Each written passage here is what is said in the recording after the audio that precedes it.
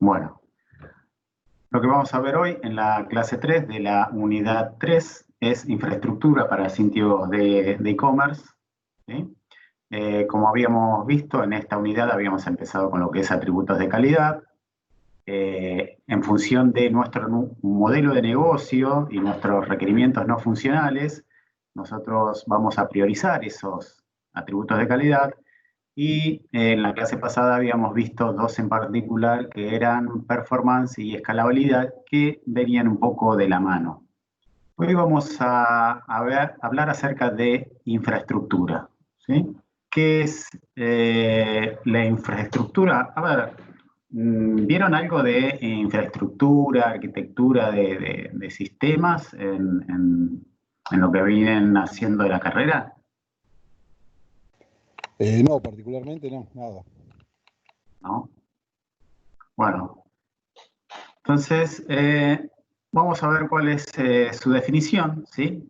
Primero, una infraestructura, ¿sí? Es una base o un marco que soporta un sistema u organización, ¿sí? O sea, como por ejemplo una infraestructura arquitectónica sería, por ejemplo, los cimientos y el encofrado y todo lo que mantiene en pie todo el edificio, un edificio, por ejemplo, ¿sí? Y en informática, la infraestructura de tecnologías de información se compone de recursos físicos y virtuales que admiten el flujo, el almacenamiento, el procesamiento y el análisis de datos, ¿sí? Entonces, haciendo un paralelismo con lo que es arquitectura, ¿sí? Nosotros vamos a tener nuestros elementos constitutivos de esta infraestructura, nuestros bloques, ¿sí? La relación entre ellos, y nuestros bloques se componen principalmente de hardware, ¿sí? Y software que está muy ligado a, o sea, que es de software de base prácticamente. Eh, entonces, nosotros lo que vamos a hacer es agarrar distintos bloques de los disponibles que tengamos, ¿sí? Y armaremos una infraestructura de forma tal que satisfaga los escenarios de nuestros atributos de calidad priorizados.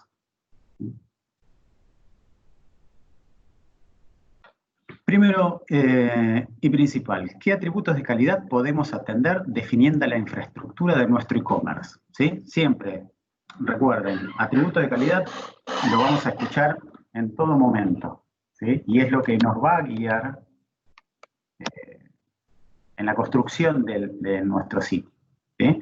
Entonces, en función de lo que vamos a ver hoy, que es infraestructura, ¿sí? de sistemas informáticos, particularmente para e-commerce, tenemos que ver cuáles son los atributos de calidad que voy a poder atender al construir esta infraestructura. ¿Por qué? Por ejemplo, si tomamos el atributo de calidad usabilidad, ¿sí? La infraestructura, salvo algo muy rebuscado o muy particular, la usabilidad no está afectada por la infraestructura, ¿sí? Pero sí otros atributos de calidad. Entonces, uno de los principales atributos de calidad que voy a poder atender creando una buena infraestructura es la disponibilidad. ¿Se acuerdan qué es la disponibilidad? Es el tiempo, ¿sí? En un rango de tiempo, ¿cuánto tiempo es que mi servicio va a estar disponible? Recuerden que, bueno, lo más ambicioso es decir, bueno, yo quiero un sitio de 7 por 24 por 365 días, o sea, en todo momento disponible. Eso es posible, ¿sí? Pero tiene su precio, todo tiene su precio. Entonces, si nosotros nos ponemos tan demandantes con respecto a este atributo de calidad, nosotros podemos hacerlo, ¿sí? Pero es factible que los costos se disparen. Por lo tanto, uno realmente podría decir, bueno, en función de la infraestructura que armemos, el presupuesto que tengamos, que esto y lo otro, nosotros podemos llegar a definir una disponibilidad. ¿Sí? Entonces ahí, no sé, estoy explicando cómo podría negociarse esto de la disponibilidad, porque desde lo comercial, desde el negocio, nosotros nos van a decir, no, nosotros queremos estar disponibles siempre. ¿Sí? Entonces nosotros le vamos a decir, así, pero estar disponible siempre te va a salir una millonada, ¿no?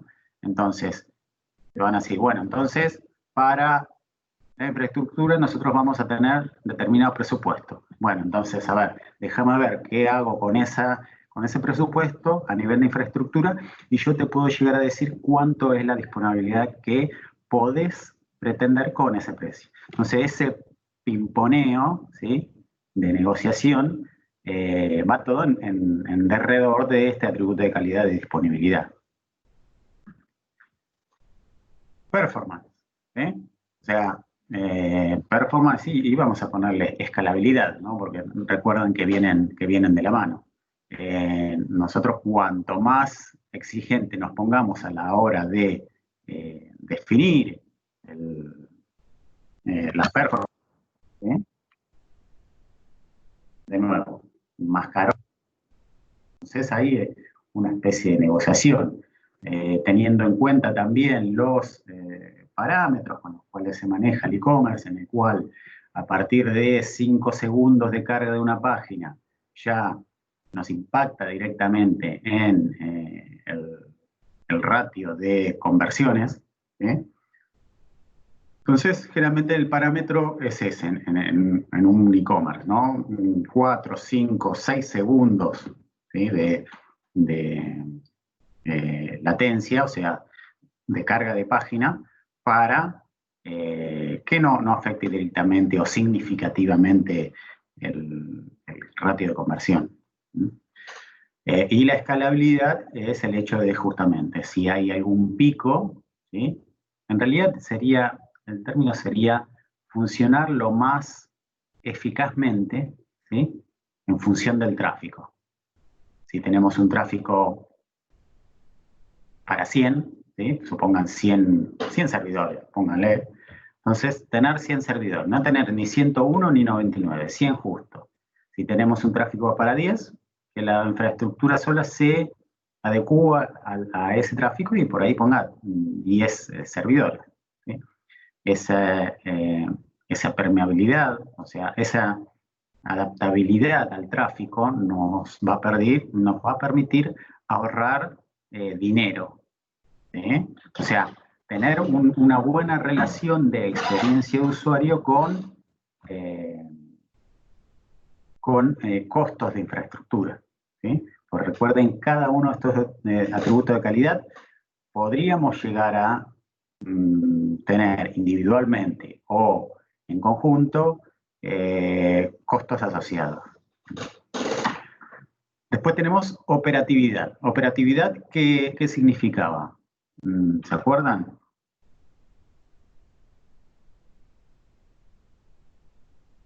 Bueno, operatividad, están todos callados, ¿eh? Operatividad quería decir cuán fácil era para administrar ese sistema, ¿no? O sea, si nosotros tenemos problemas, por ejemplo, errores, pusimos Analytics y vemos que hay errores o algún servidor de log en el cual vemos muchos errores. Bueno, justamente esa administración del log del sistema, ¿sí?, esa forma de ponerlo en algún lado, generar reportes, todo eso es operatividad. O sea, nos permite ver cómo funciona el sistema en cada momento. ¿Sí? Entonces, va a haber decisiones a nivel arquitectónico en las cuales, ¿sí?, afectamos directamente la operatividad. ¿Sí? O sea, si nosotros ponemos un log de un sistema de log directamente, un servidor de log directamente, con reportes, esto, lo otro, eso estamos trabajando para el bien de la operatividad. ¿Por qué? Porque al momento de tener un error el sistema, ¿sí?, ese error puede ser fácilmente encontrado debido a estas decisiones arquitectónicas. Interoperatividad, ¿sí? Es que significa la interacción con otros sistemas, ¿sí? Ahora, justamente en el cual todo es integración, todo eso, todo es trabajo entre sistemas, flujo de datos entre ellos. Tal vez nosotros tengamos una mezcla de sistemas propietarios con sistemas de plataforma. Si plataforma llamo a aquellos sistemas que están en la nube y por ahí se pueden manejar o se pueden enviar datos mediante alguna API. Entonces, todas esas necesidades de interoperar con otros sistemas puede llegar a tener su impacto directo en la infraestructura que nosotros definamos. Y por último, seguridad.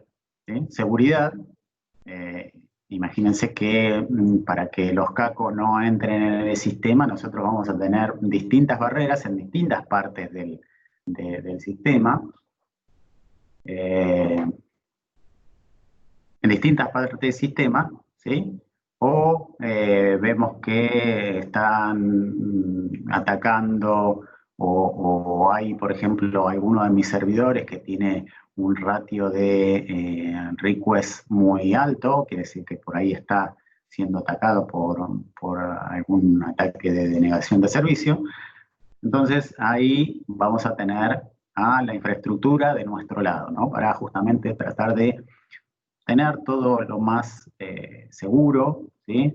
Aparte de la infraestructura, incluye también las políticas de acceso, como por ejemplo a la base de datos, ¿sí? Y si nosotros somos por ejemplo, un método de pago, o sea, no es que adquirimos un método de pago, sino que somos, ¿sí? Hay un montón de decisiones a nivel de infraestructura que tenemos que tomar para justamente poner este atributo de calidad allá arriba, ¿sí? Y hablando un poquito del trabajo práctico 3, ¿sí? Cada trabajo práctico que ustedes hayan hecho, o sea, cada modelo de negocio que ustedes hayan desarrollado, recuerden en el TP1, hay distintos atributos de calidad, ¿sí?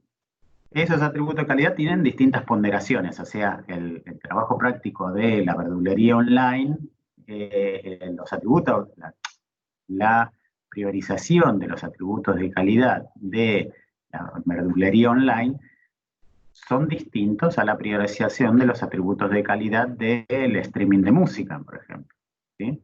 Entonces, este orden, ¿sí? Acá esto, ojo, no está en orden, sino que el orden lo define el modelo de negocio.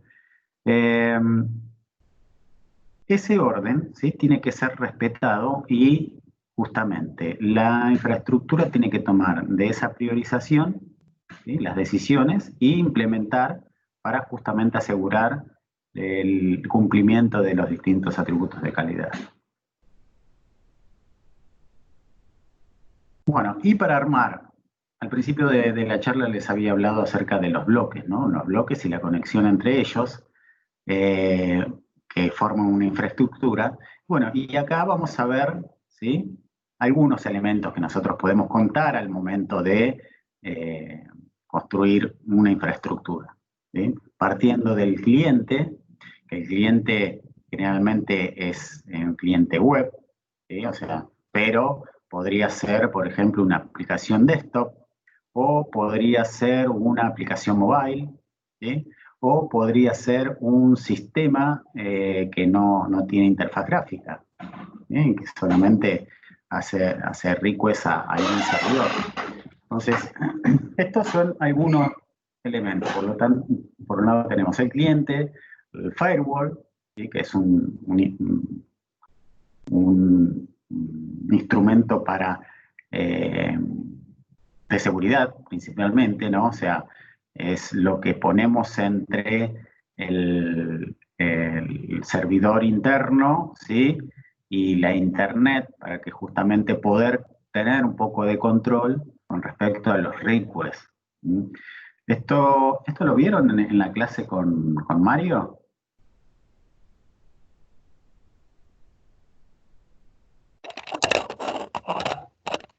Algo de firewall, sí, de seguridad, sí, un poco vimos. Sí. ¿Y en otras materias? ¿Redes? Bueno, en redes me refería yo, sí. Pensé que Ah, ok, cuando ok. dijiste Mario te referías a. Está bien. Sí, no, bueno, en redes. Ok, perfecto.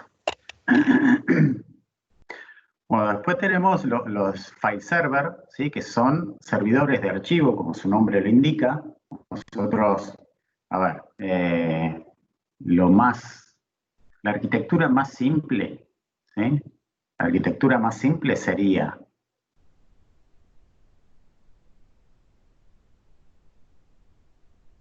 por un lado, el cliente, ¿sí? O sea, nosotros definimos el cliente que van a usar, que el usuario va a usar, y un servidor, el cual oficie de web server y que tenga dentro una base de datos, ¿no? Por ejemplo, un Apache sirviendo archivos PHP y en el mismo servidor la base MySQL, ¿sí? Eso es lo más simple. ¿Mm? Tiene un montón de falencias. O sea, a ver, si por ejemplo los atributos de calidad me lo permiten, ¿sí? Dependiendo de cuántas personas se piensa que van a servir, cuánto el tamaño del catálogo, dependiendo de un montón de definiciones del negocio, ¿sí? Esa arquitectura tan simple como un web server y la base de datos dentro podría llegar a servir. Dudo mucho porque hasta el mínimo servidor web, ¿sí? Hasta el mínimo sitio de e-commerce, necesita cierto respaldo, o sea, como para hacer algo serio. Pero pongamos como algo simple el web server, el Apache, sirviendo archivos de PHP y la base de datos MySQL dentro del mismo servidor. Pero después nosotros podemos ir incluyendo todos estos elementos, ¿sí? Tenemos el file server. Supongamos que, aparte del web server, ¿sí? Eh, queremos tener las imágenes en otro servidor. Y bueno, entonces vamos a utilizar un file server. Lo mismo para el email server, ¿sí? Ahora vamos a ver un diagrama en el que van a estar todos los elementos juntos y conectados y vamos a ver bien qué es lo que hace cada uno. Y va a haber algunos en los que nos vamos a centrar más, un poquito más adelante. Content Delivery Network, que después vamos a ver lo que es Load Balancer. Esto supongo que también en redes lo habrán visto. ¿Cuál es la función? Nuestro conocido y bien querido web server, ¿sí? El Search Server, ¿sí? La Application Server y la caché de base de datos. Ahora vamos fíjense que son, y estos son algunos, ¿no? Por ejemplo, si nosotros, los voy a,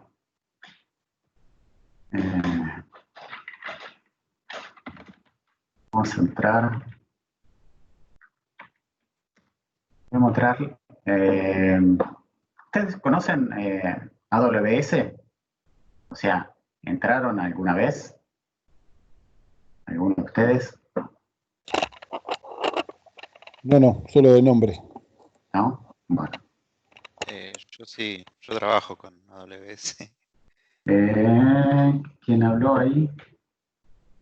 Juan. Juan. Ah, ok. Bueno, viste, Juan, lo que es la cantidad de servicios que tiene. Sí, tiene un montón. Azure también tiene un montón. Sí, a ver, Azure, Google Cloud y AWS prestan el mismo servicio. Y después está, creo que el de Alibaba, el de los chinos, también, ¿sí? Quiero mostrarles, para los que no conocen.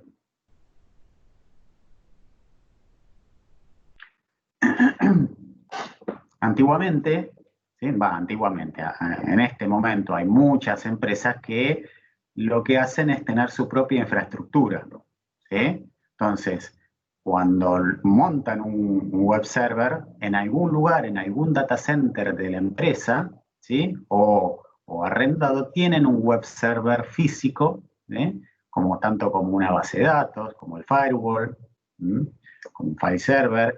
Todo esto pueden ser físicos. Lo que presta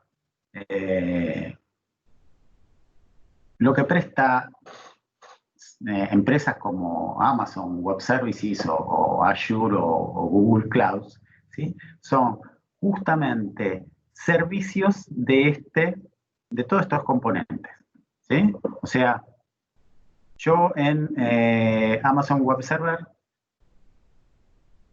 puedo tener los servicios que tendría si tuviese como físico un web server, solamente que es en la nube.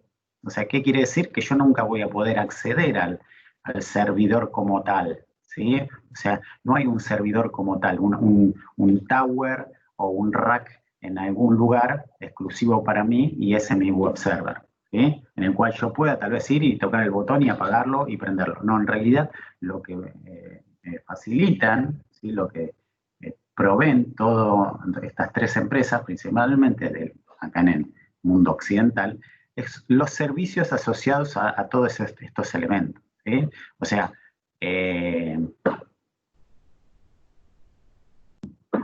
acá estamos dentro de la consola de AWS, ¿sí?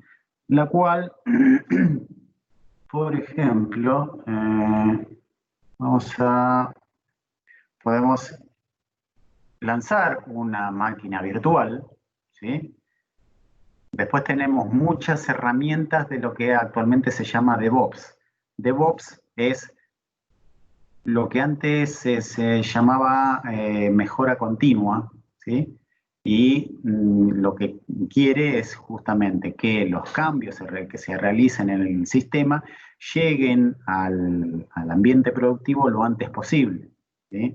Eso es muy importante a la hora del e-commerce. ¿Por qué? Porque los ciclos de lo que se llama time market, ¿sí? O sea, desde que surge una idea hasta que está en el mercado, ese tiempo tiene que ser mínimo, ¿sí? Porque los tiempos en e-commerce son muy exigentes, ¿sí? Porque el que no tuvo, mientras nosotros no tuvimos esa solución en producción, nosotros no tenemos la ventaja competitiva con respecto a nuestros competidores y es posible que estemos perdiendo ventas, ¿sí? Entonces, ¿qué hace DevOps? Es justamente tratar de que el ciclo de generación de idea, desarrollo y de despliegue en producción sea lo más rápido posible. Entonces, mezclado, ¿sí? con conocimientos de desarrollo, los DevOps, que como consejo, si les gusta lo que es desarrollo en la nube, eso es lo que tendrían que seguir y no solamente quedarse con la programación, ¿sí? Porque actualmente lo que se está pidiendo mucho es DevOps y en el día de mañana se va a pedir mucho más. Y ya, yo creo que dentro de 5 años ya va a ser ahora es un must, ¿no? O sea, un deseable, pero dentro de 5 años va a ser una obligación prácticamente saberlo, ¿sí? Y esto se debe, las plataformas como Amazon Web Service permiten eso con este tipo de herramientas.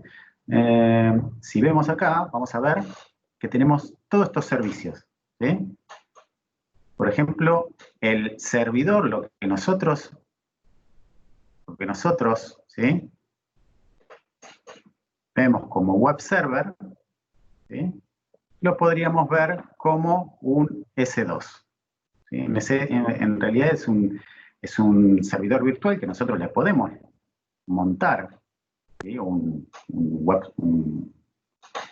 web server, el software de web server, ¿sí?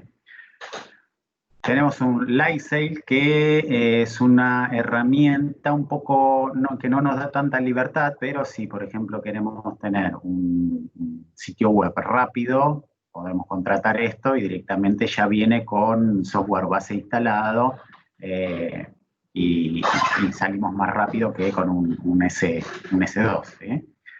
Después tenemos la función es lambda. ¿Sí? Lambda es lo que se llama actualmente la tendencia de serverless. O sea, nosotros podemos tener una función en PHP, en Java, en Node.js, en cualquier cosa, solamente la función, y la subimos a este servicio, el servicio Lambda. ¿Sí? Lo único que a nosotros nos importa es subir el código. Después, Amazon se dedica a, si esa función tiene muchos requests, se encarga de la escalabilidad, se encarga de el mantenimiento del software base. O sea, si, por ejemplo, la actualización de los antivirus o de PHP, por ejemplo, o del sistema operativo sobre el que corra, todo eso lo hace automáticamente el servicio, y nosotros solamente nos encargamos de levantar las funciones. ¿Sí? Entonces, después, por ejemplo, para File Server. ¿Sí? Para File Server, AWS tiene algo llamado S3, que es justamente, ¿sí?, Scalable Storage in the Cloud. Y escalable es la palabra, digamos, determinante. ¿Por qué? Porque este storage nosotros lo podemos replicar en otras áreas. Amazon Web Services se maneja con lo que son zonas de disponibilidad, o availability zones, ¿sí? En las cuales, si, por ejemplo, se cae toda una zona, ¿sí?, siempre hay otra zona que puede servir mis archivos. ¿Sí? Y eso, justamente, ¿en qué me beneficia? En el atributo de calidad disponibilidad. ¿Sí? Porque, por ejemplo, anteayer hubo problemas con Telecentro. No sé si era un problema local o sea, propio de Telecentro, de todo Internet, pero la verdad que andaba muy mal. O sea, había bajada, pero de subida había 0,1 mega. Entonces, si nosotros tenemos justo el servidor dentro de esa área, ¿sí?, esa detrimento en la performance no va a terminar afectando nuestro servicio. Entonces, ¿qué hacemos? Ok, suspendemos que se sirva desde esta zona de disponibilidad y buscamos otra zona de disponibilidad que funcione mejor. Que seguro no va a funcionar mejor que la actual, ¿sí?, pero no nos va a permitir seguir operando. Entonces, fíjense cómo ahí el atributo de calidad disponibilidad puede ser atendido, ¿sí?, por este tipo de servicio. Y bueno, tenemos bases de datos, ¿sí?, las racionales, las de documentos, ¿sí? Tenemos la otra de documentos, o sea, una base de datos no SQL, ¿sí? Entonces, ustedes van a ver que, por ejemplo, acá hay un domain server registration, ¿sí? Acuérdense lo que habíamos hablado. Acá tiene un CDN, un Global Content Delivery Network, que ahora vamos a ver qué es. Entonces, fíjense que acá ustedes tienen, ¿sí?, por cada uno de estos, por ejemplo, el load balancer, ¿dónde está? Vamos a buscar. Balance, ¿sí?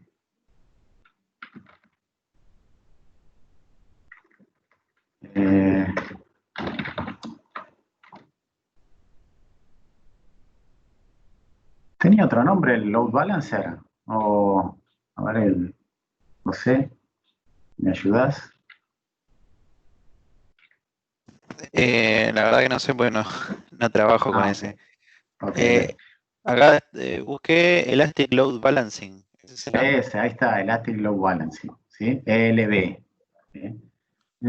A ver. No, pero debe estar, me parece como acá.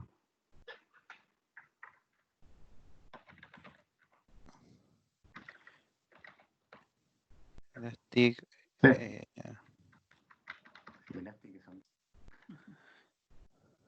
Minsta, Contain, con Kubernetes, Transcode, Elastic Search Services. Sí, no. Debe haber cambiado de nombre o debe estar dentro de otro servicio. Por ahí, el Global Accelerator, ¿no? Debe ser ese. Bueno, la cuestión es que por cada uno de estos elementos que tenemos acá, ¿sí? Servicios como AWS tienen un servicio, ¿sí? Que al final nosotros vamos a poder conectar todos estos servicios como pudiésemos conectar todos estos elementos, ¿sí? Ahora vamos a ver cómo quedaría, ¿sí?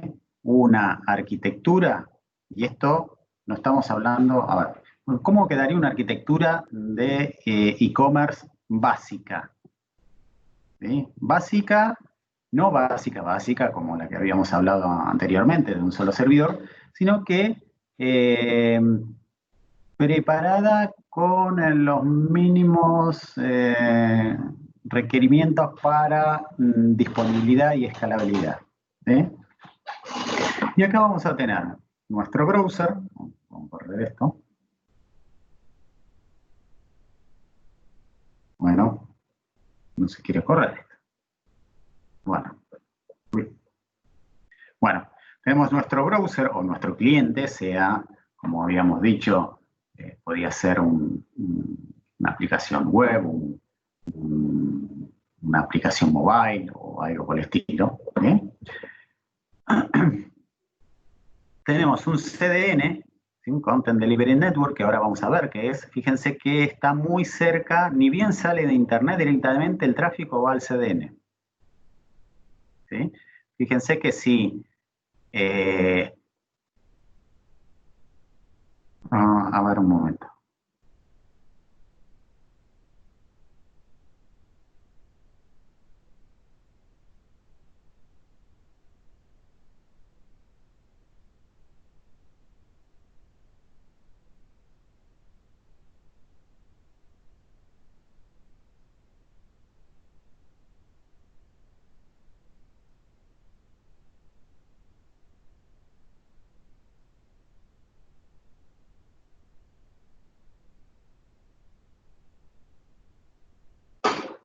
Acá estoy.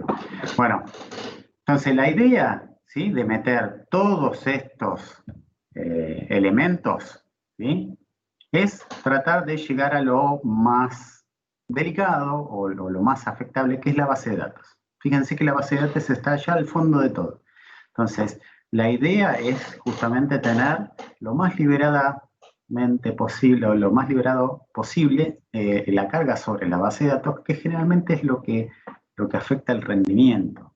¿Mm? O sea, tratar de que llegue la menor cantidad de consultas posible.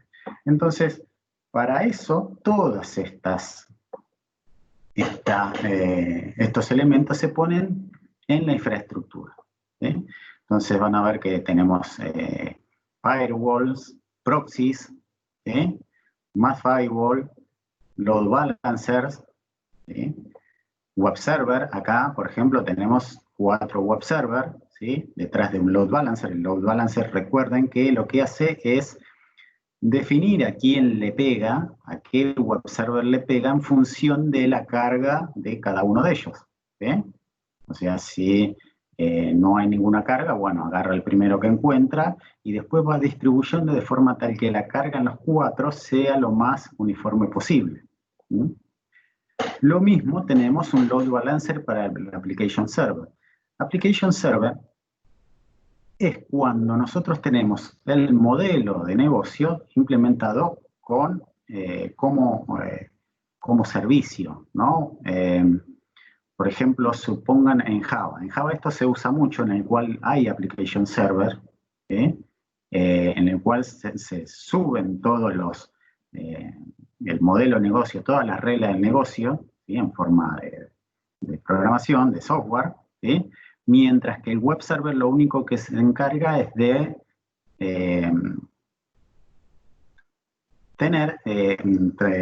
procesar el tráfico HTML y HTTP. Entonces, este load balancer cumple el mismo objetivo que este, apuntarle al application server que de forma tal de que estos cuatro, en este caso, ¿sí? Application server, tengan una misma carga. Acá tenemos, por ejemplo, un email server, que podríamos tenerlo como servicio dentro de un mismo servidor. Sí, pero ¿qué pasa? Estaría compartiendo recursos tal vez con un servicio mucho más valioso para el negocio, ¿sí? El file server también. El file server, como habíamos dicho, contiene archivos, imágenes, videos, y está configurado de una forma, y es inclusive hay file server dedicados para esto, en los cuales están muy tuneados, ¿sí? Y sirven los archivos mucho más rápido que, por ejemplo, cualquier servidor o computadora. ¿Sí? Después tenemos la caché de base de datos. La caché de base de datos justamente lo que hace es, después vamos a ver lo que es web caching, pero el caché, ¿sí? Como caché en sí, como término en sí, tiene la misma funcionalidad. Recibe los requests, se fija si puede responder ese request con la información que tiene en su base de datos, ¿sí? Y lo devuelve. Si no lo puede resolver, lo que hace es finalmente pasar esa consulta a, en este caso, la base de datos. La base de datos realmente es, qué sé yo, es un modelo relacional, podría decirse, ¿sí? Genera una sentencia SQL, esto y lo otro, la vuelve, el caché guarda en la base de datos esa consulta, el resultado de esa consulta para posteriores consultas y devuelve el sistema. Entonces, a la segunda vez que van al caché, nuevamente por la misma información, como el caché de base de datos ya tiene esa respuesta, directamente la sirve, ¿sí? Lo mismo pasa con el CDN. El CDN no es más que un caché, ¿sí? Un caché en este caso, ahora vamos a ver, de contenido estático.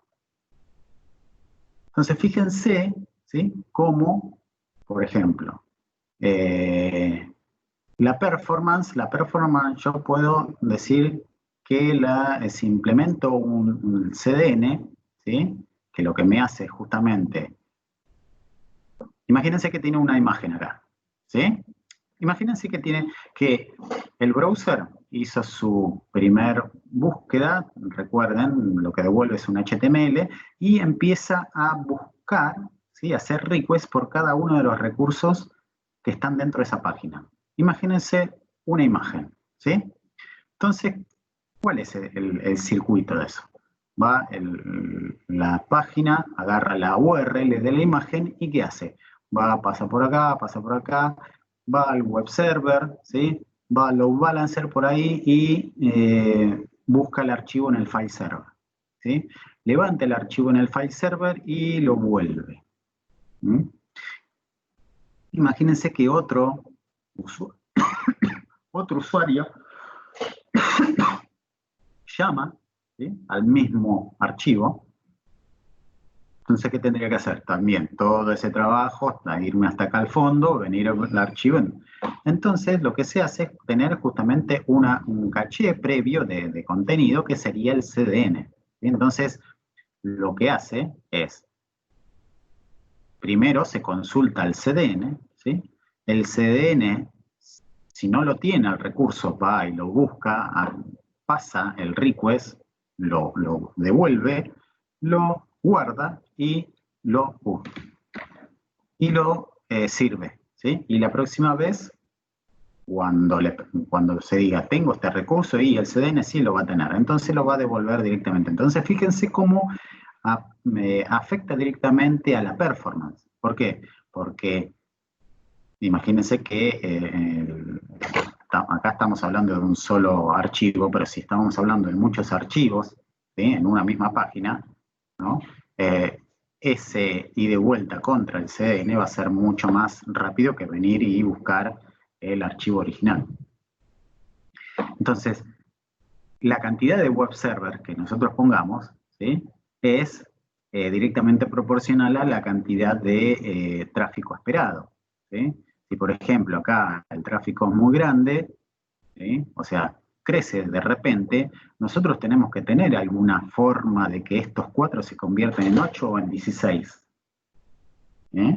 Entonces, esos métodos, ¿sí? De escalabilidad lo definimos en la infraestructura, ¿sí? O sea, por ejemplo, en AWS hay un servicio de... ahí Juan me dice que el load balancer en AWS está como parte de los S2. ¿Sí? Viste que al final poníamos balancer y me tiraba el S2, significaba eso. Entonces, en AWS, ¿sí? Tenemos varias formas de escalar, de que justamente estos 4 se conviertan en 8 o en 16 en función del tráfico, ¿sí? Tenemos, por ejemplo, Kubernetes, tenemos, por ejemplo, implementando Docker, ¿sí? Y el Elastic Container Services, ¿sí? Si vamos por el lado de Docker y Kubernetes, este es el servicio que nosotros nos va a poder escalar de esa forma los nodos, en este caso. Y si no... Machine Learning, Security, Migration, Networking and Content... Después la otra, no me acuerdo ahora en este momento, pero bueno, la idea es que justamente estas decisiones de decir, si yo voy a requerir una plataforma con alta escalabilidad, o sea, cada 2x3 va a venir un pico, entonces yo en el servicio como AWS voy a utilizar, ¿sí? El Elastic Container Services. ¿Sí? Si no tengo escalabilidad, directamente pongo solamente un S2, ¿sí? Y ya está, listo, suficiente. Entonces, fíjense cómo tiene una relación directa el atributo de calidad, ¿sí? Con las decisiones a nivel arquitectónico. Así que bueno, ahora vamos a ver, ¿sí? Algunos de estos elementos, ¿qué son? ¿Qué significan? ¿Sí? Primero vamos a hablar del Content Delivery Network. ¿Saben qué es el Content Delivery Network?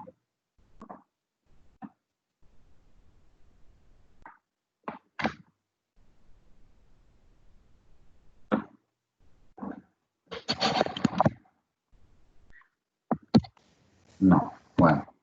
Muy bien, Julieta. Ahí es como una copia de todo lo que es del HTML y demás del servidor a uno más cercano al usuario, para que no tarde tanto al hacer el request. Exacto, ¿sí? A ver, inicialmente el contenido que se servía era estático, ¿no? Pero sí, como decís, Ezequiel, ¿sí?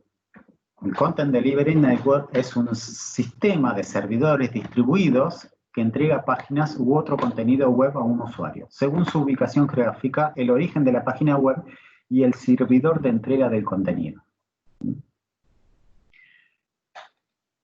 En sí que es, ¿sí? En sí que es un caché. Es un caché de contenido, ¿sí? Pero no solamente un caché de contenido, porque más allá de que veamos un cosito solo, ¿sí? En realidad el Content Delivery Network, como habíamos visto en la definición, es una red, ¿sí? Entonces, supongan que nosotros estamos en Nueva Zelanda, ¿sí? En Nueva Zelanda, y recuerden, tenemos el primer request, llega el primer response a nuestra página, ¿sí? Que es un HTML, y ahí empieza a descargar los CSS, los JavaScript, las imágenes, ¿sí? Que eso podría estar en el servidor de origen, ¿sí? Pero ¿qué hace? A esas páginas, en lugar, supongan que mi sitio es midominio.com. Cuando hago un request a midominio.com, index.php, me devuelve el HTML. Ese HTML, ¿sí?, hace referencia a una imagen. Una imagen, supongan, mi imagen 1.jpg. ¿sí? Pero en lugar de hacerlo a midominio.com, ¿sí?, barra imagen 1.jpg, lo hace a un servidor más cercano, ¿sí? En este caso, Australia, ¿sí? Entonces, lo que hace, ¿sí?, este servidor dice, a ver, yo tengo en mis registros ese archivo.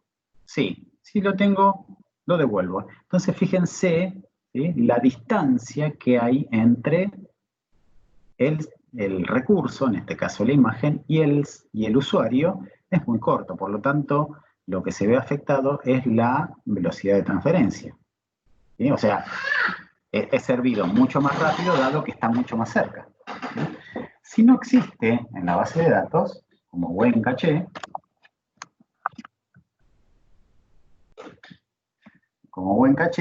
que es un Content Delivery Network, lo busca, ¿sí?, y lo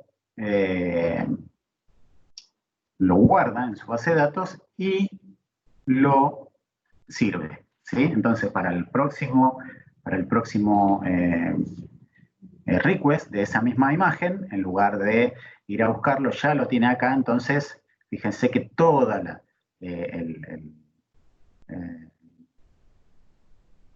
la latencia debido a la distancia, ¿sí?, se acorta muchísimo. Lo que hace generalmente es cuando... A ver, ese sería una forma pasiva, ¿no? O sea, si acá no existe el archivo, voy y lo busco. Pero generalmente los Content Delivery Network lo que me permite es distribuir, ¿sí?, mediante una consola del servicio, ¿sí?, distribuir todo el contenido o purgarlo, ¿no?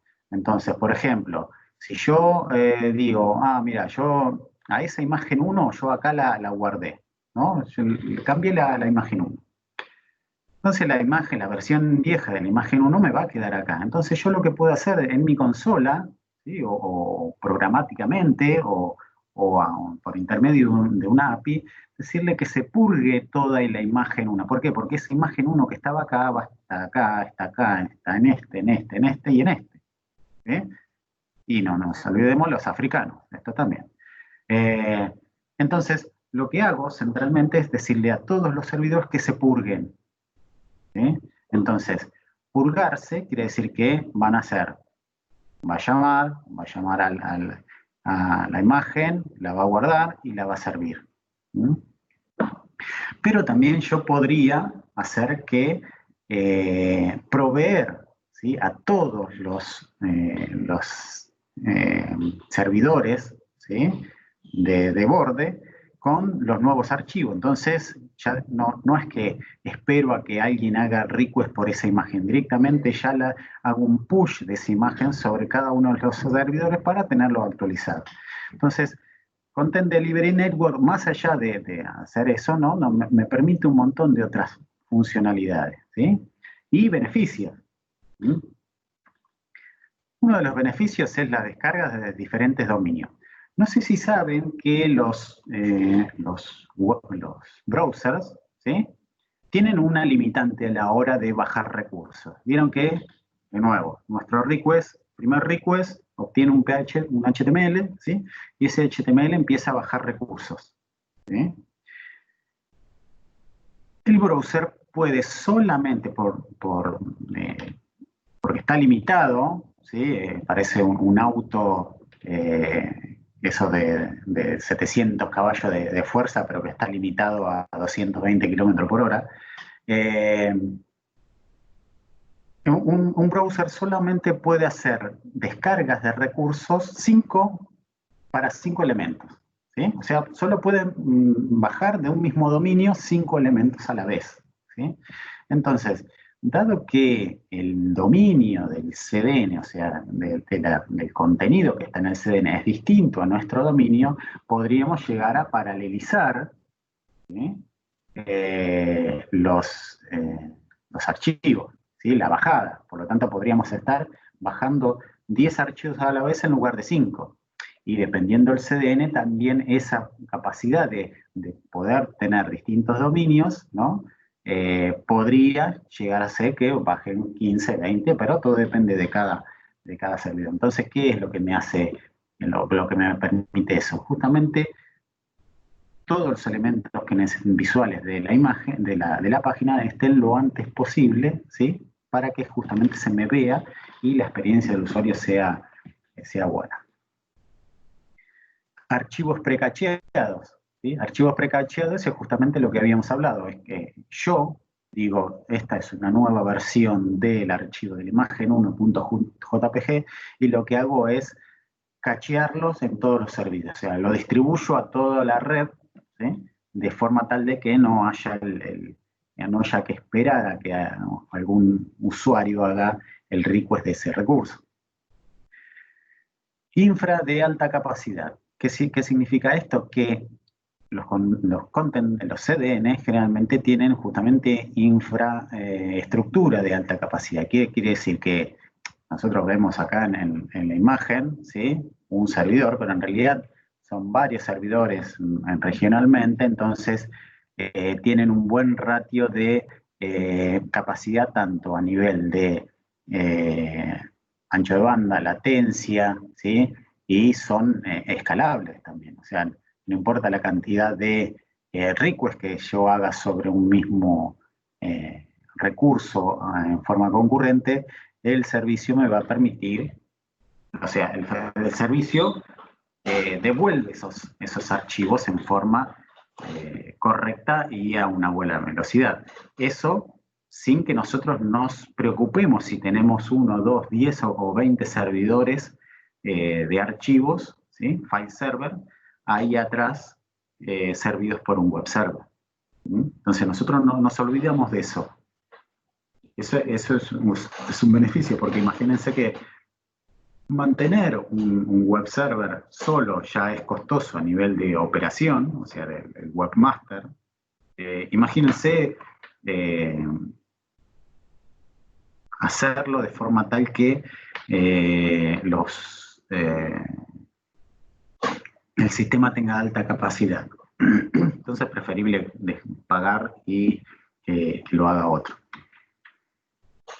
Centros de datos distribuidos, ¿sí? Como habíamos visto, los servidores de CDN se distribuyen en todo el mundo, ¿sí? Depende, por ejemplo, a nosotros nos conviene, ¿sí? Por ejemplo, si nosotros tenemos un e-commerce local, ¿no? Solamente nos interesa servir, ¿sí? O sea, nos interesa vender en nuestro negocio local. Nosotros no hacemos envío al exterior. A nosotros, a ver, una pregunta. ¿Nos sirve un CDN? Si la respuesta es sí, ¿qué características tendría que tener ese CDN con respecto al centro de datos distribuidos? A ver.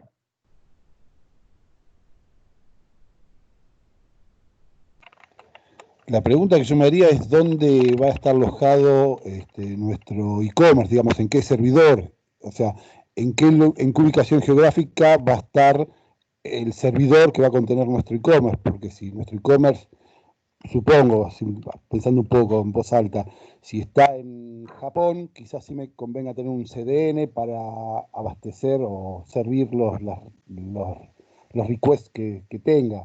Pero si mi servidor que va a estar alojando mi e-commerce está acá en Buenos Aires, creo que no tiene mucho sentido tener un CDN. Ok, sí. Está bien la respuesta, ¿sí? Aunque vamos a refinar un poquito. Primero y principal, cuando hablamos de CDN no estamos hablando del sitio, sino de los recursos, ¿sí? Estáticos. Enfoquémonos en los recursos estáticos. Los recursos estáticos que usa nuestro e-commerce serían CSS, JS e imágenes, ¿sí? Es distinto cuando decís al servidor que tiene nuestro e-commerce. Cuando hablamos de e-commerce, yo hablo de, ¿viste? Cuando haces el primer request que te viene el HTML, en el cual vos, por ejemplo, si navegás en una página de categoría, vas a tener toda la grilla de los productos, ¿sí? El HTML con la grilla de los productos, y después por cada uno de esos elementos vos vas y tenés que ir y buscar la imagen, ¿sí? Entonces, el sitio web, nuestro e-commerce, lo que está dando, ¿sí? Lo que está sirviendo ahí es justamente ese primer HTML, ¿sí? En la construcción de ese HTML. Cuando yo pongo en una caja de texto pullover rojo, ¿sí? Ese request, ¿no? Que sería mi dominio.com query igual pullover rojo, va hasta el sitio web, hasta nuestro e-commerce, realiza la consulta de la base de datos, que esto o lo otro, arma el HTML, ¿sí? Haciendo referencia a los distintos CSS y lo devuelve al navegador. Ahí el navegador lo que dice, bueno, acá tengo la imagen del producto 1, entonces voy y hago un request para la imagen del grupo 1, ¿sí? La idea es esa, ver a dónde haces el request, ¿sí? Y efectivamente, como vos decís, si nosotros, por ejemplo, tenemos un servidor y vamos a servir solamente acá, no me importa la experiencia que tengan en Japón, ¿sí? Sino que yo voy a tratar de tener, ¿sí? Un servicio o mis archivos lo más cerca posible. Por lo tanto, tanto el servidor web, ¿sí? O sea, tanto el e-commerce, ¿sí? Como aplicación y los recursos que use ese e-commerce tienen que estar todos por acá, por Buenos Aires, Argentina, ¿sí? Entonces, pero si yo no me quiero, por ejemplo, perder de la infraestructura de alta capacidad, ¿sí? O sea, supone que nosotros tenemos un sitio web, ¿sí? Un e-commerce que va a tener mucho tráfico, mucha demanda. Entonces, tal vez armar una infraestructura para servir todas esas imágenes, esos JS, CSS, no sea muy costoso y sea muy trabajoso. Entonces, más allá de que no sirvamos mundialmente, podríamos buscar un CDN, ¿sí? Que tenga servidores cerca. Si no es en Argentina, por lo menos en Brasil, ¿sí? Por ejemplo, los CDN más importantes, ¿sí? Tienen servidores en San Pablo. Entonces, más allá de que mis archivos, ¿no? Las imágenes de los productos que yo quiero vender localmente, más allá de que van a estar en todo el mundo, ¿sí? Yo siempre le voy a pegar a San Pablo. ¿Por qué? Porque mi segmento de población, ¿sí? Mi segmento de clientes al cual lo apunto, están acá. Por lo tanto, el servidor que tienen más cerca es San Pablo. Y va a tener todos los beneficios que tiene el CDN. Por ejemplo, la descarga de diferentes dominios, ¿sí? Los archivos precacheados, la infra de alta capacidad, ¿sí? Otro de los beneficios, ¿sí? Aumenta el rendimiento. Acá me quedó, bueno, vamos a... El otro beneficio es el análisis de uso, ¿no? Me permite ver cuáles son, por ejemplo, los archivos más bajados, ¿sí? O cualquier otra estadística. Y por último, aumenta el rendimiento, o sea, producto de todos estos beneficios, en sí lo que hace es aumentar el rendimiento y el ahorro de dinero. Ahorro de dinero, ¿por qué? Porque tener todos estos beneficios, implementar una infraestructura que nos permita dar todos estos beneficios, ¿sí? Costaría caro, sería costoso. Entonces lo que hace, nosotros tenemos todos estos beneficios a un bajo costo, ¿sí? Entonces, ¿qué estamos haciendo? Ahorrando dinero. ¿Mm? Se entendió el tema de por qué es el CDN, qué tipo de CDN, qué tenemos que ver al momento de adquirir un CDN,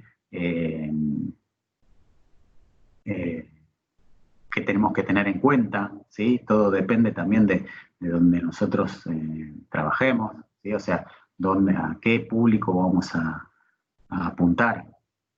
¿Quedó claro esto?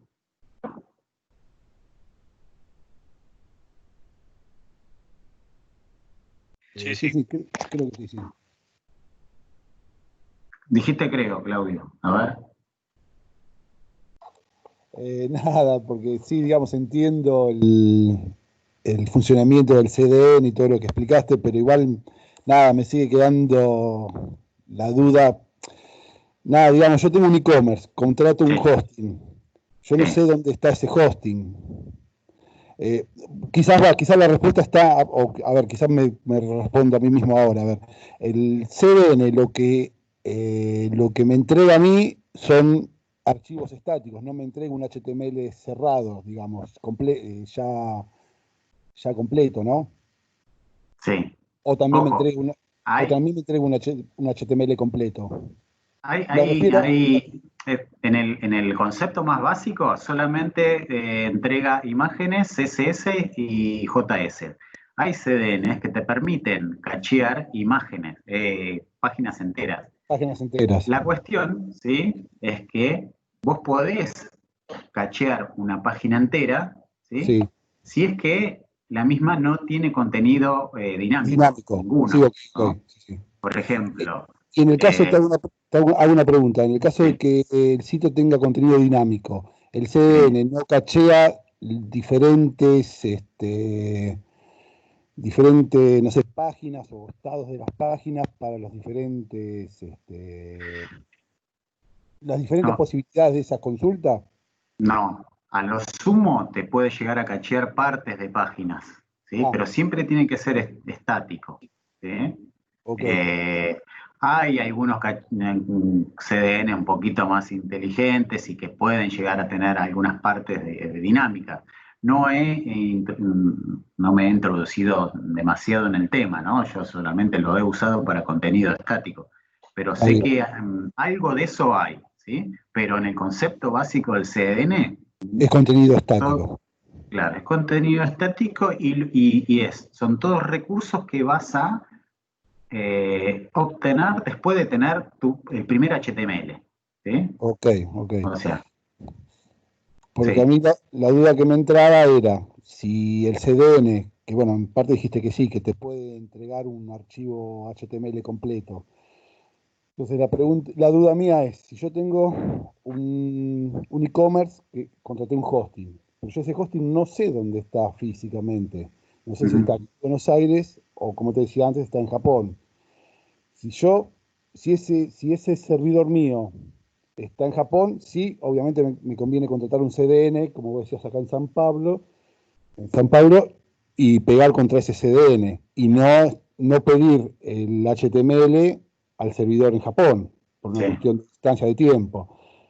Por eso mi duda es, bueno, está bien, el CDN tiene sus beneficios, pero también yo tengo que saber dónde está alojado mi sitio, en qué servidor, en qué ubicación geográfica. Bueno, ahí, herramientas muy simples, tu servidor web tiene una IP. ¿Sí? Si vos buscas en Google, ¿sí? O en Bing o en cualquiera, IP Locator, hay páginas que vos le pones en la IP y te dicen en dónde está, hasta en qué ciudad. ¿Sí? Por lo tanto, esa información de dónde está por ejemplo, Hostator, dónde tiene mi mi servidor. La vas a tener, siempre la vas a tener. Y generalmente cuando uno da de alta un servidor, en algún momento te dicen, bueno, tu servidor está en tal lugar. Realmente nosotros acá en Argentina lo que vamos muchos a caer allá a Estados Unidos. ¿Sí? Y también, por ejemplo, si uno crea un web server en AWS, ¿sí? Dependiendo de nosotros dónde queremos nuestro servidor, tenemos distintos costos. ¿Sí? Por ejemplo, en AWS, ¿sí? Adquirir un servidor en, supongan, vamos a agarrar esto, ¿sí? un S2. Contratar un servidor en estas regiones, ¿sí? En este caso, este de Estados Unidos o este de Estados Unidos, tiene un costo, ¿sí? Diario o por hora distinto a, por ejemplo, si usamos este. Okay. Este es generalmente más caro, pero bueno, si a nosotros nos cierra el hecho de que, bueno, vamos a tener nuestro servidor acá cerca y realmente los tiempos son mejores por la latencia, ¿sí? Bueno, utilizamos este. Pero realmente los servicios te dicen dónde tenés tu Localizado el servidor. Ok, está bien, está bien. Está bien, sí, ahora entonces un poquito mejor me quedó todo. Bueno, y a ver, chicos, este tipo de charlas, ¿sí? Está bueno tenerlo, ¿sí? Porque sé que un montón de ustedes tienen un montón de dudas.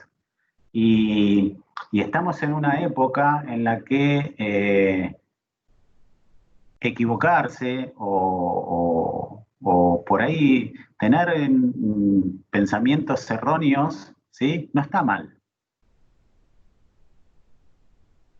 Olvídense de que errar está mal, ¿sí?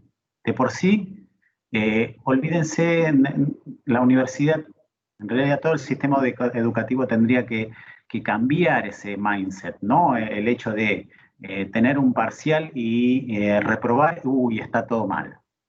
No, en realidad no está todo mal, ¿sí? Si ustedes leen acerca de la política de Silicon Valley, ¿sí? Uno de los dichos que hay, principales, es erra temprano, ¿sí?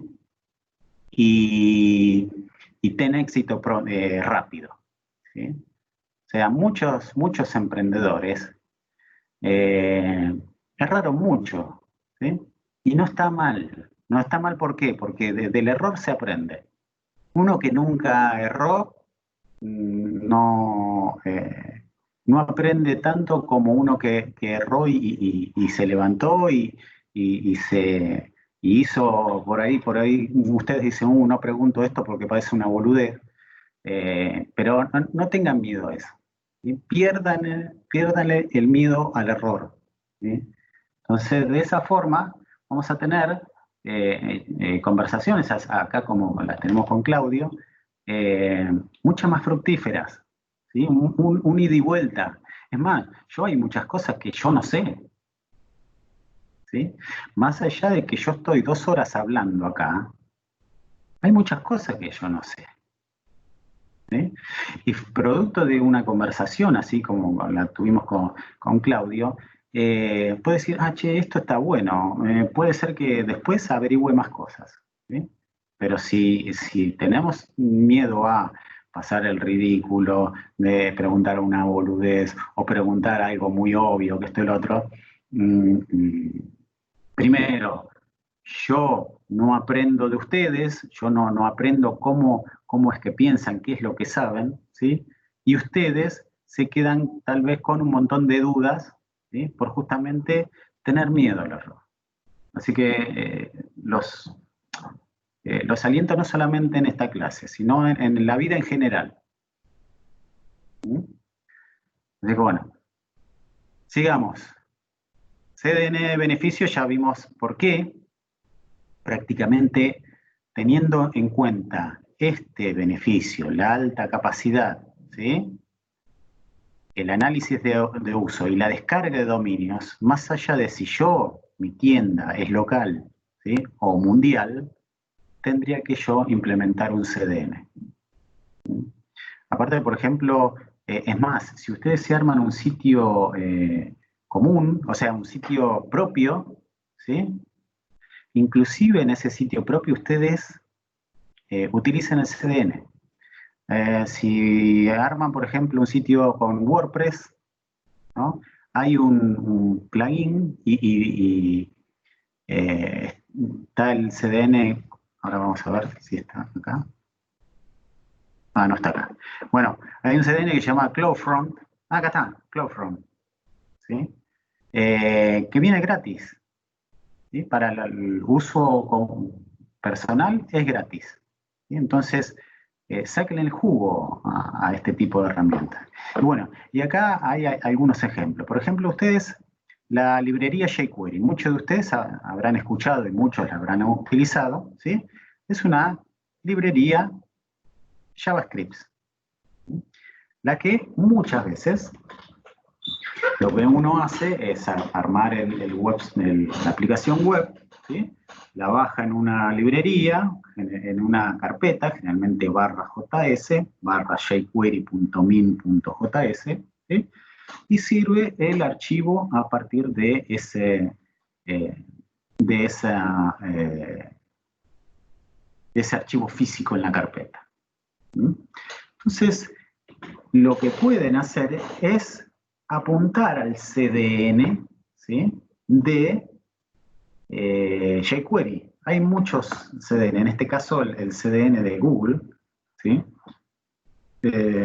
Hay el CDN de Amazon, un montón de CDNs que alojan librerías como jQuery, ¿sí? O sea, librerías que son de uso muy amplio, ¿sí? O sea que en un montón de lugares, un montón de sitios utilizan jQuery. Entonces lo que hacen es justamente distribuirla en forma de CDN. Entonces cuando nosotros estamos desde nuestro sitio web, ¿sí?, imagínense que Google APIs, supongan que siguiendo un poquito el ejemplo que habíamos visto ahí con Claudio, ¿no?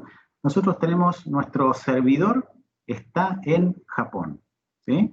Nuestro servidor web, por algún motivo, ¿sí?, está en Japón. ¿Sí? Y nuestro sitio web hace uso de jQuery.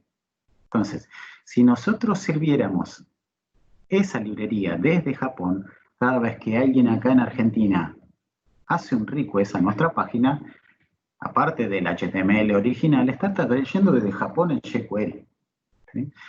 Pero en cambio, si nosotros en lugar de apuntar al archivo, ¿no?, poniendo, por ejemplo, en script scr igual /js /jQuery, que sería ir y buscarlo en Japón, nosotros en lugar de eso ponemos el CDN de Google, ¿sí?, y acá nosotros podríamos tal vez estar haciendo el request a un servidor en San Pablo, si es que lo tiene.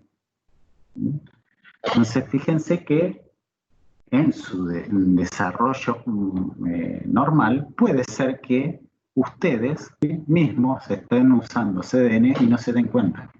Si es que alguna vez llamaron a esta librería de esta forma u otra en otro CDN, pero realmente nos trae ese beneficio. Hay muchos CDNs, ¿sí? Entre los más conocidos está CDN77, MaxCDN, CloudFront, BigGravity. Fíjense que BigGravity se refiere más a video streaming. O sea, ¿qué sería esto acá?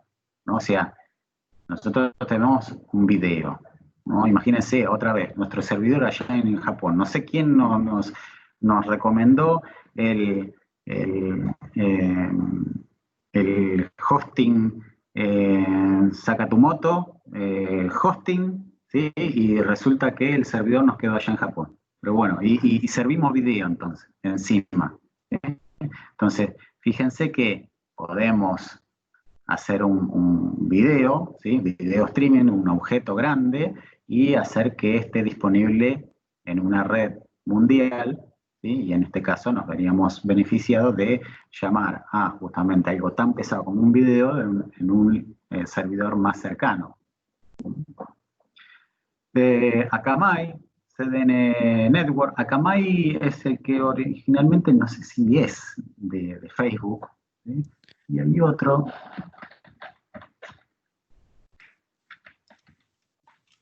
Hay otro que es muy bueno, que esto tiene sus años ya, pero y que es, yo creo que he visto algunos, ¿cómo es? Algunos best, ¿no? Esos rankings de CDNs, y el que está más, estuvo siempre ahí arriba es Cloudflare. Entonces, este particularmente en WordPress tiene un plugin en el cual ustedes pueden usarlo, hacer uso, ¿sí? De este sistema en forma gratuita. Fíjense que lo que hacen también es, otra de los beneficios, es que tienen protección contra denegación de servicio. ¿Qué significa esto? Imagínense que nosotros tenemos nuestro sitio web que está sirviendo sus propios archivos de imágenes, ¿no? Y en un ataque de denegación de servicio y nos llaman a la imagen más grande, no sé, 5 veces por segundo, y nos matan el ancho de banda, ¿sí? Haciendo simplemente request a nuestra imagen más grande, ¿sí? Y nos liquidan. No podríamos hacer nada, ¿sí? En cambio, en los CDN, claro, ellos ya están preparados para eso, ¿sí? Y pueden, ante ese tipo de ataque, tomar medidas automáticas, ¿sí? Entonces, ese es otro beneficio de implementar un CDN. ¿Mm? Yo Bueno, quería hacer una aclaración ahí sí. con el respecto al video streaming, porque bueno, yo trabajo un poco con eso, Ajá. que son de a pedacitos los videos, digamos. Eso se puede setear, pero por lo general son de a 2 segundos, de a 6 segundos. Entonces lo que hace el CDN es tomarte todos esos pedacitos y transmitir, y bueno, y hacer el request hacia el servidor, hacia el origin, digamos, y bueno, eso se lo pasa al usuario. Pero Claro, son es de a lo que, pedacitos bastante chiquitos, no es el video entero. sí. Es lo que en Node.js es el chunk, ¿no? Creo que sí. Sí, el chunk sí sería como un pedacito. Claro, claro. Pero bueno, yo porque estoy con eso en la parte de media de AWS, entonces Sí, ahí es donde se configura, donde vos tenés un video que puede durar, no sé, horas, o sea, lo que vos quieras, sí, y lo mandás a procesar a Amazon. Amazon lo procesa para tener los distintos tipos de códex y todo lo demás. sí. Y le configurás la cantidad de segundos que querés que dure cada pedacito de video. Entonces, Claro. cuando vos haces un request a través de un player o VLC o cualquiera de esos que te hacen stream, que te reproducen streaming por internet, Sí, bueno, en el caso nuestro, que tenemos la plataforma, va a uno de los 3 CDNs que tenemos, y lo que hace es tomar cada uno de los pedacitos claro, y eso lo va transmitiendo. claro. Ahí yo estuve haciendo alguna experiencia en Node.js, y justamente uno de los fuertes de ese lenguaje es justamente el tema del streaming, ¿no? O sea, y me acuerdo haber hecho pruebas en las cuales pedías un archivo grande, ¿sí? Y claro, como vos decís, ese archivo grande, más allá de que fuese 4 o 5 gigas, ¿sí? lo que hacía Node.js es partirlo, ¿sí? en chunks, ¿sí? Y había una función, ¿sí? que se dedicaba a recibir esos chunks. Y bueno, esos chunks se van guardando tipo buffer, ¿no? Y se van consumiendo y después está el reproductor que los va comiendo, ¿sí? Pero mientras tanto esa función va recibiendo los distintos chunks. Y es lo que vos decís, ¿no? Efectivamente, es así, no es que baja los 2000, los 2 gigas ahí como un chorro. ¿no? Claro. Era, Sí, eso que vos decís lo debe hacer el servicio de AWS. Porque eso mismo que vos decís es algo que yo pongo en AWS a hacer y se hace solo. Así que de fondo debe claro, usar eso que vos decís. claro. Bueno, buenísimo. Pasamos al Search Server, ¿sí? Sistema informático que busca archivos almacenados en servidores web. La idea de implementar un servidor solo para la búsqueda es para liberar a los servidores principales de la carga que implica la búsqueda por parte de los usuarios, las cuales representan una considerable proporción de la carga total de la tienda. De esta forma, los servidores principales solo se enfocan en el proceso de checkout. ¿Sí? Acá hay un pequeño esquema, ¿sí? Nosotros tenemos el request, ¿sí? De nuevo, el search server no es que oficia como un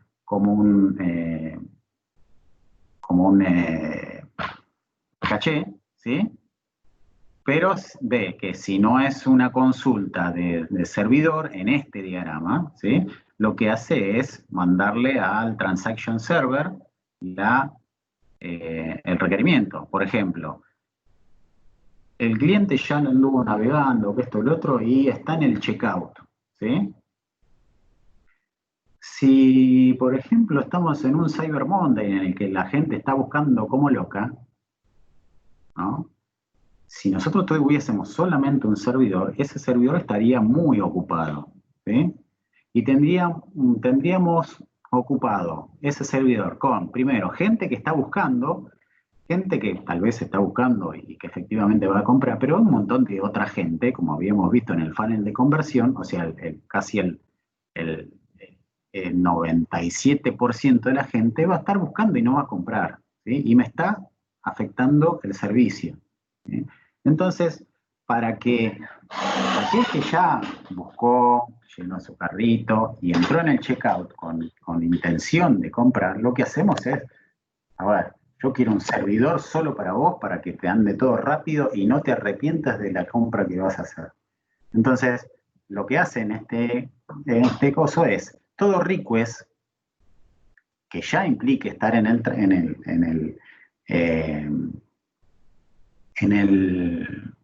checkout, se lo paso al transaction server. Por lo tanto, este servidor solamente va a tener request al checkout, ¿no? O sea, todos los requests de búsqueda, de mostrar la página de catálogo, que esto y lo otro, no va a tener nada de esa carga. Entonces va a estar liviano y va a estar rápido, ¿sí? Que es lo importante.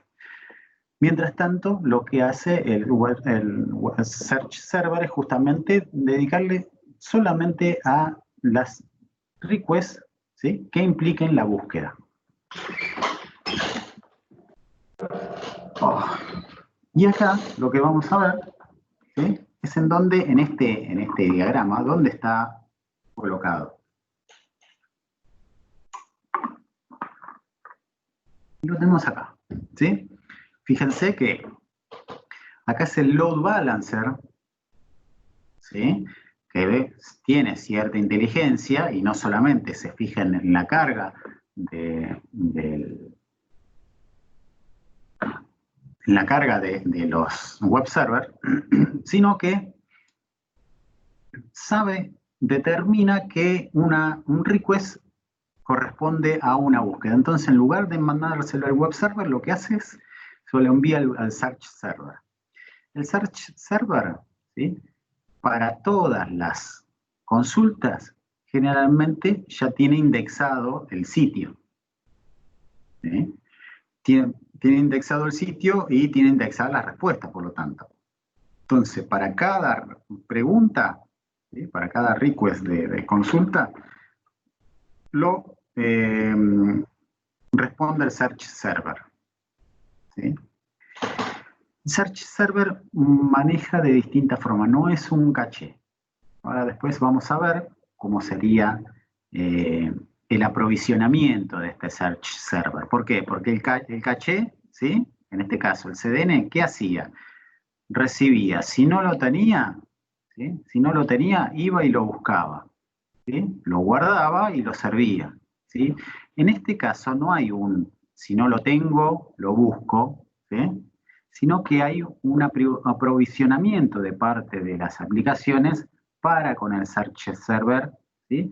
Con los datos en particular, o sea, principalmente con los datos, ¿sí? Entonces, por ejemplo, si nosotros tuviésemos, supongan que, no sé, tenemos búsquedas de catálogo, ¿no? Un catálogo pullovers, ¿sí? Acá, cuando llega acá, ¿sí? El search server tiene ya todos los datos suficientes como para responder a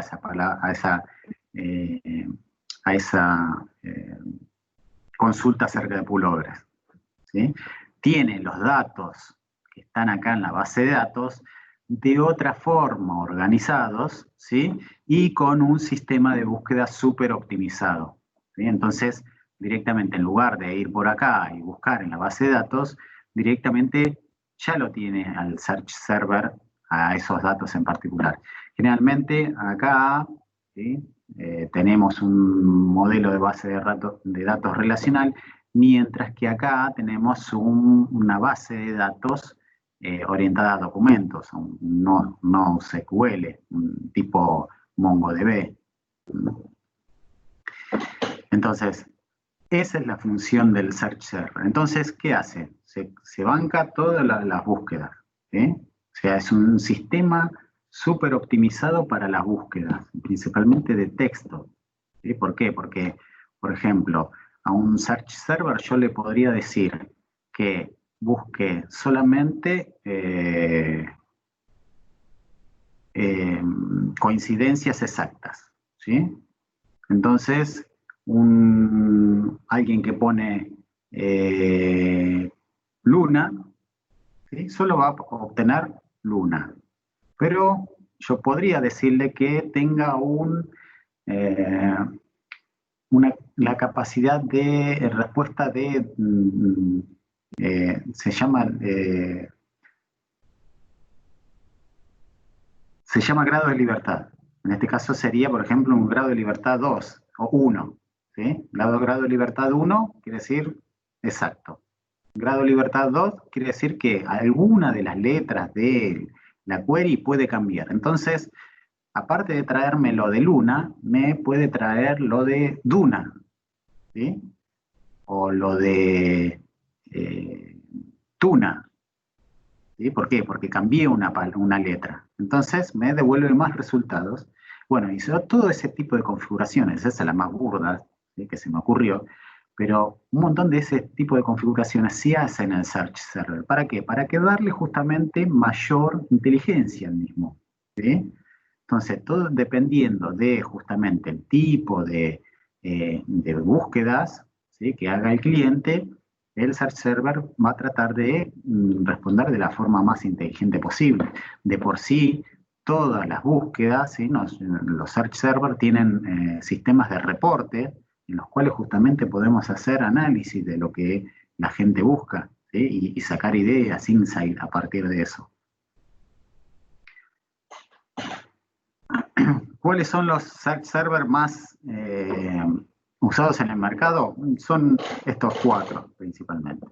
Bueno, digo 4 porque Apache Source, ¿sí? En realidad ya no es un proyecto open source sobre los cuales se basa Elasticsearch, por ejemplo. Elasticsearch, que es uno de los más utilizados en este momento, se basa en este proyecto. No sé estos, supongo que tal vez, puede ser, pero de nuevo, en Elasticsearch nosotros podemos agarrar el sistema y desplegarlo en un servidor propio.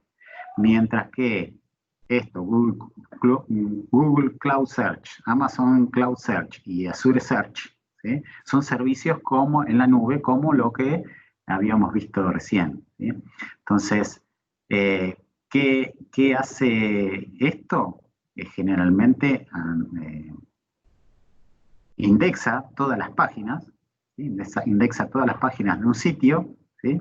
Y genera índices a nivel del contenido de cada una de las páginas. Entonces, teniendo todos esos índices, cuando llega una consulta, el sistema directamente le devuelve la página entera.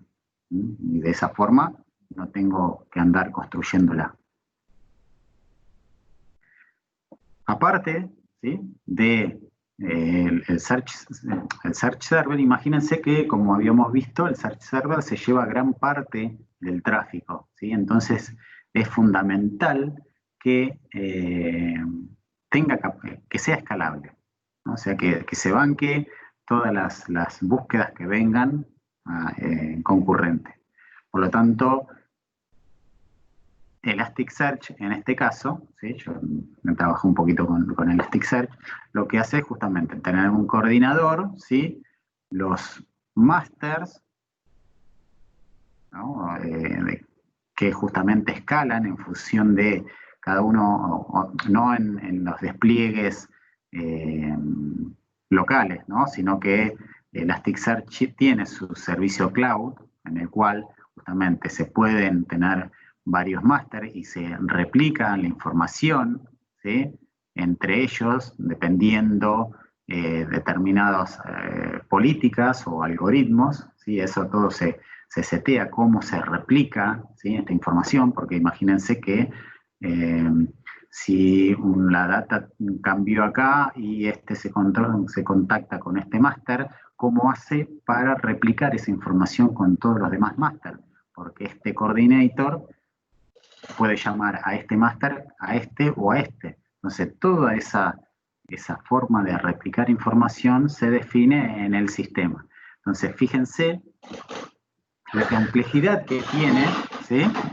Ese sistema, siendo que es una pequeña parte de nuestro sitio en total, aunque es las búsquedas, y más si nosotros tenemos un catálogo muy grande, ¿sí? La búsqueda es algo muy importante y que no podemos dejar de atender. Cuando acá hablamos de indexación, ¿se acuerdan que al principio yo había dicho que el Search Server no es un caché, sino que tiene otra forma de aprovisionar? Y en este caso muestra cómo se aprovisiona en este caso el Elasticsearch, ¿no? Entonces acá nosotros, por ejemplo, tenemos el cliente que hace un request, ¿sí? Y en por lo visto, crea información de empleado. Entonces, esa información de empleado se guarda en la base de datos central, ¿sí? Entonces, lo que nosotros tenemos allá al fondo, ¿sí? Sería acá.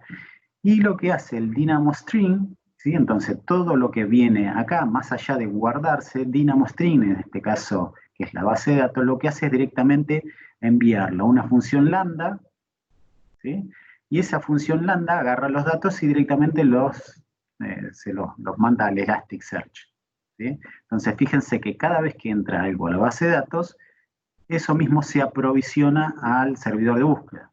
Por lo tanto, nunca, ¿sí? Nunca pasa lo que pasaría con el caché, ¿no? Que si no lo tiene el Elasticsearch, lo va a buscar. En realidad, acá el Elasticsearch siempre tiene todo lo que tiene la base de datos, utilizando este esquema. Lo mismo pasa, por ejemplo, cuando envía una imagen, ¿no? Cuando de la aplicación web se envía una imagen, se guarda, ¿sí? en un S3. Un S3 es un file server.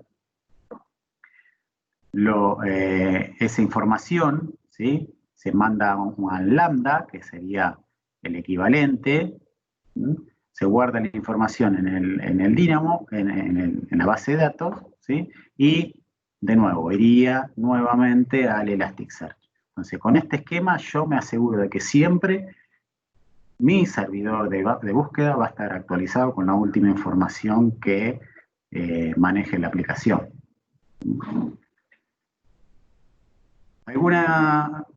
¿Algún comentario, pregunta, aporte con respecto a este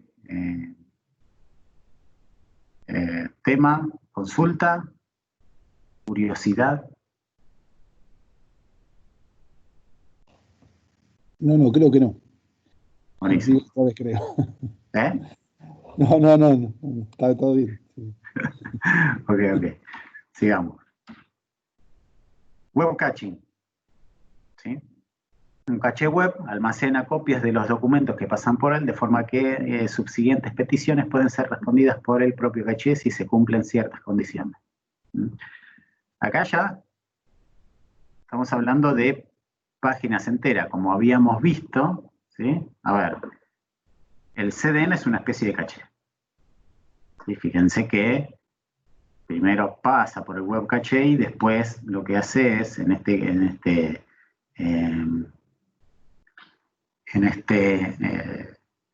esquema, es directamente a ir al web server, ¿sí? A buscar en función de si lo tiene en un lado o en otro, ¿sí? Pero siempre, si el caché lo tiene, lo devuelve, ¿sí? Almacena en la memoria las URLs de acceso frecuente. El caché elimina la necesidad de procesar repetidamente las solicitudes de esas URLs. Este es el principal motivo, ¿no? Elimina la necesidad de procesar repetidamente las soluciones de esas URLs. ¿Por qué? Porque procesar, ¿sí? Esas URLs, ¿qué significa? Llegar a la base de datos, hacerle la consulta, que estos armen el HTML y que lo ocupan, ¿sí? Entonces, si el web caché guarda esa página, listo, ya está, ya no estoy cargando la base de datos. A diferencia de los proxies más antiguos que manejan solo objeto estático, un caché moderno almacena contenido estático y generado dinámicamente desde uno o más servidores web de aplicaciones. Podría ser que, por ejemplo, cuando supongan que el tema más complicado, ¿sí? Es la sesión del usuario, ¿sí? Muchas veces, cuando un web caché está mal implementado, ¿sí? en un sitio, puede ser que un request vaya a ¿sí? A este servidor que tiene determinada información del usuario y después vaya a otro y muestre a un usuario información de otro usuario. Un escándalo, ¿sí? Pero bueno, acá, en este tipo de caché, lo que habla de generado dinámicamente, se refiere principalmente a eso, ¿no? A la sesión del usuario, a cómo podés administrar con un caché, ¿sí? Poder administrar sesiones de usuario que tienen su expiración, ¿sí? Porque realmente, qué sé yo, pasan 10 minutos sin actividad y bueno, el caché tiene que bajar automáticamente, ¿sí? Fíjense que cómo diferencian.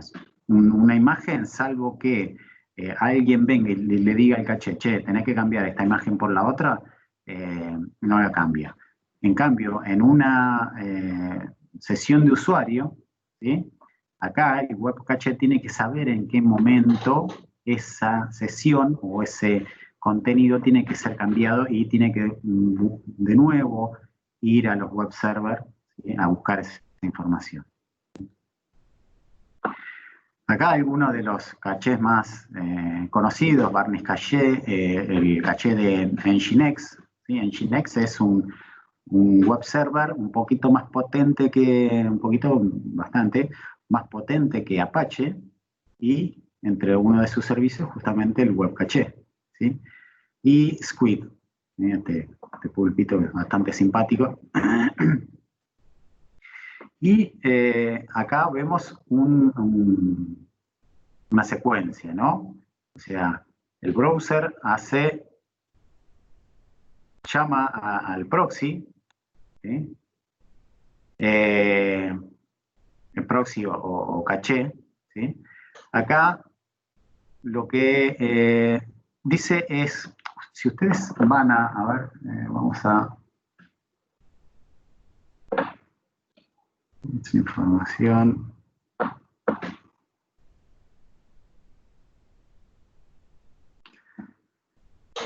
Si ustedes van acá a red, ahora vamos a...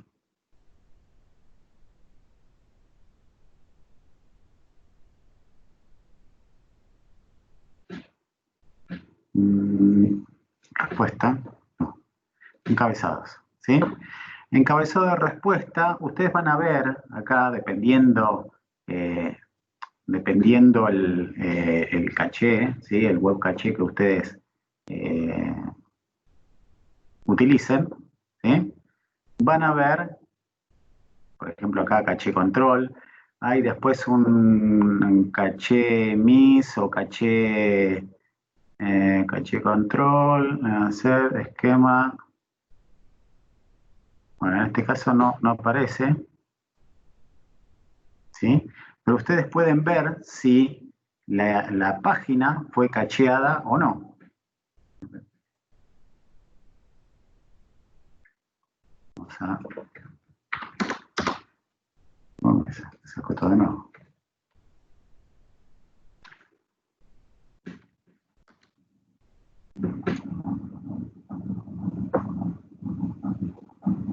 Vamos a ver acá.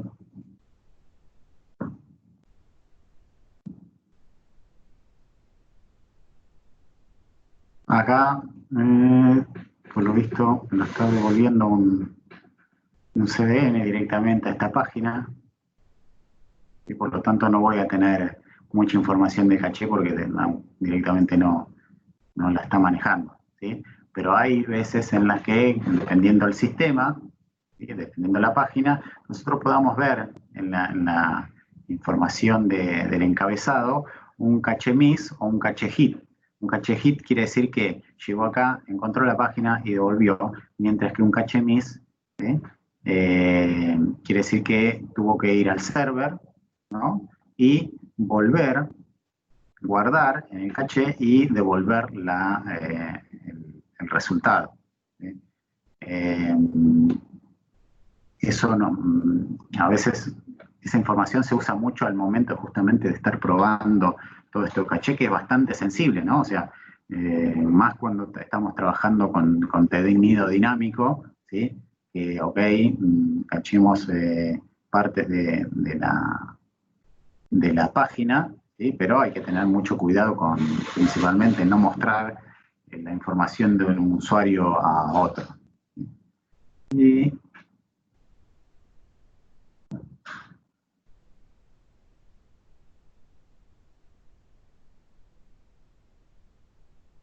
Y por último, ¿sí? Ya estamos terminando, ¿sí? Nos quedan algunas cositas para ver, ¿sí? Que vamos a ver respecto al web server. Vamos a ver en la próxima clase, vamos a ver lo referido a application server, ¿no? O sea, a qué diseños, a nivel de diseños, cómo podemos estructurar nuestra aplicación o cómo están estructuradas las distintas plataformas, ¿sí? Qué tipo de bases de datos, cómo son las bases de datos para el e-commerce, ¿sí? Pero eso lo vamos a ver en la próxima clase, las próximas clases, prácticamente. Pues vamos a ver algo también de seguridad, ¿sí? Así que bueno, preguntas. Recuerden que, dado que ya estamos corriendo con la evaluación de aprendizaje 3, ¿sí? Todo esto que estamos viendo ahora, ¿sí? Lo vamos a estar preguntando, charlando, ¿sí? O sea, no va a ser nada estructurado, sino que va a ser más un ida y vuelta, ¿sí? ¿sí? Acerca de todos estos temas y ver cómo los asimilaron, ¿sí? En esta, la evaluación para ver si promocionan o no. ¿Sí?